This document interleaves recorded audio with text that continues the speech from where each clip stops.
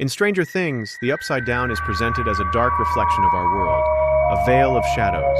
In theoretical physics, this aligns with the concept of parallel dimensions existing adjacent to our own. It's not a distant planet, it occupies the same space as us, just on a different frequency or plane of existence. The show uses a brilliant metaphor, the tightrope. An acrobat can only move forward and backward, representing our limited perception. But a flea on that same rope can move sideways and underneath. The flea has access to dimensions the acrobat is blind to. This concept is rooted in string theory.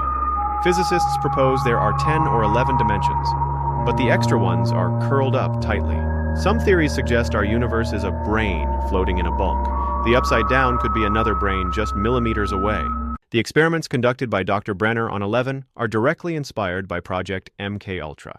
This was a top-secret CIA program initiated in 1953. The goal was to develop mind control techniques and truth serums to use against Soviet enemies during the Cold War. Unlike the show, they didn't successfully create telekinetic children, but they did subject thousands of unwilling participants to LSD, hypnosis, and psychological abuse. In the show, 11 uses a water tank to enter the void and locate people. This is based on sensory deprivation tanks, invented by neuroscientist John C. Lilly in 1954. The tank is filled with salt water at skin temperature and is completely dark and soundproof. By removing sight, sound, and gravity, the brain is starved of external stimuli. When the brain receives zero sensory input, it starts to create its own. This leads to vivid hallucinations. While 11 uses this state for remote viewing, in reality, users report out-of-body experiences. The US government actually did research psychic spying under Project Stargate in the 70s. They were trying to replicate exactly what 11 does, seeing distant locations just by focusing the mind. Have you ever wondered about the science behind the gate in Stranger Things? Let's dive into the physics of the Upside Down. Scientifically, the gate acts as a wormhole, or an Einstein-Rosen bridge. According to general relativity, space-time is like a fabric.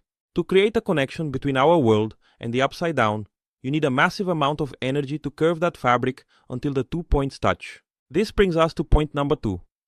Electromagnetic interference. Energy and magnetism are linked. The amount of energy required to keep a dimensional rip open is absolutely colossal. As Mr. Clark explains in the show, a gate of that magnitude would create a massive gravitational field, strong enough to override Earth's natural magnetic field. This leads to our third point. True north versus the gate. Normally, a compass aligns with the Earth's magnetic north pole, but the intense electromagnetic interference from the gate creates a false north. The needle gets pulled towards the strongest magnetic source nearby.